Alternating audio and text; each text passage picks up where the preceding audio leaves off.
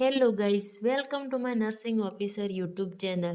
તો દોસ્તો, આજે આપણે ટોપિક લઈશું કાર્ડિયોવેસ્ક્યુલર સિસ્ટમ.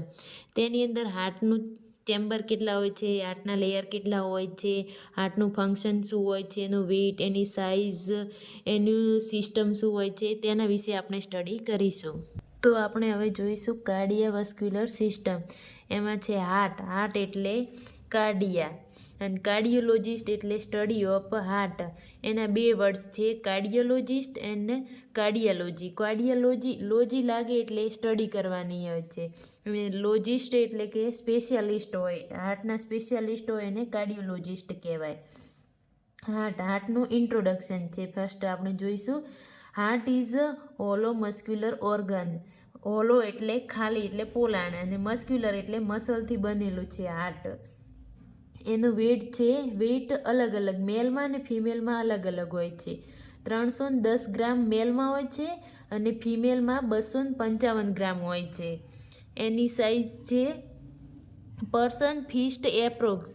ફિસ્ટ એટલે મુઠ્ઠી, માનવની મુઠ્ઠીનું કદ હોય એટલું હાર્ટનું કદ હોય છે.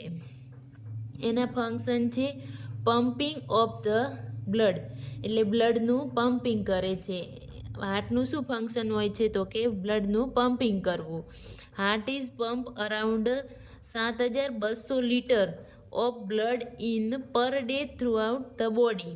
એક દિવસની અંદર હાર્ટ કેટલું પંપ કરે છે તો કે 7200 લીટર એક દિવસની અંદર હાર્ટ પંપ કરે છે.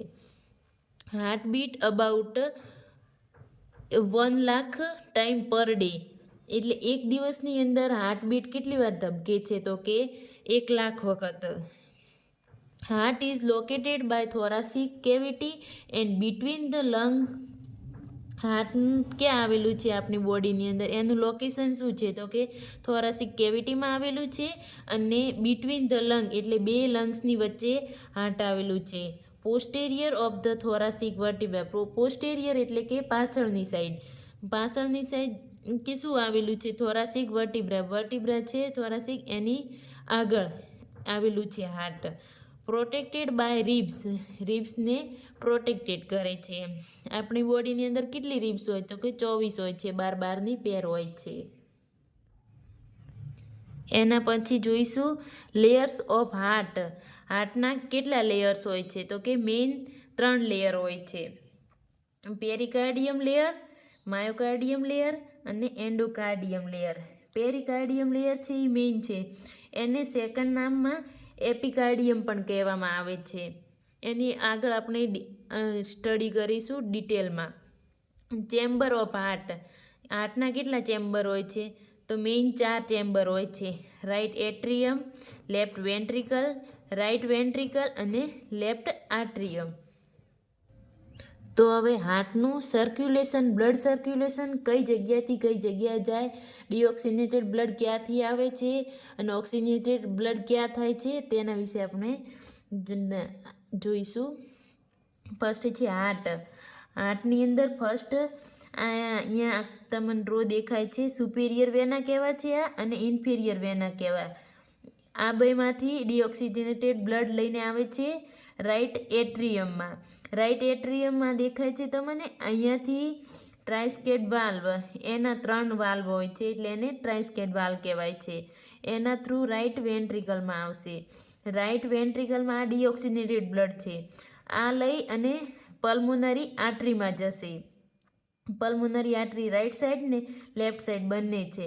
એમાંથી પલ્મોનરી આર્ટરીમાંથી લંગ્સમાં, અહીંયા લંગ્સ છે, અહીંયા લંગ્સમાં જશે. લંગ્સમાંથી ઓક્સિનેટેડ બ્લડ થશે. ડિઓક્સિનેટેડ બ્લડ લંગ્સ કરે છે. તેમાંથી પલ્મોનરી વેઇન થ્રુ લેફ્ટ આર્ટ્રિયમમાં આવશે. લેફ્ટ આર્ટ્રિયમમાંથી મિત્રલ વાલ્વ અથવા બાયસ્કેડ વાલ્વ, એના થ્રુ લેફ્ટ વેન્ટ્રિકલમાં જશે. ઓક્સિનેટેડ બ્લડ અહીંયા આવે છે. અહીંયાથી જે એરોટિક વાલ્વ છે ત્યાંથી એરોટામાં જશે ઓક્સિનેટેડ બ્લડ, તેના થ્રુ આપણી બોડીમાં જશે.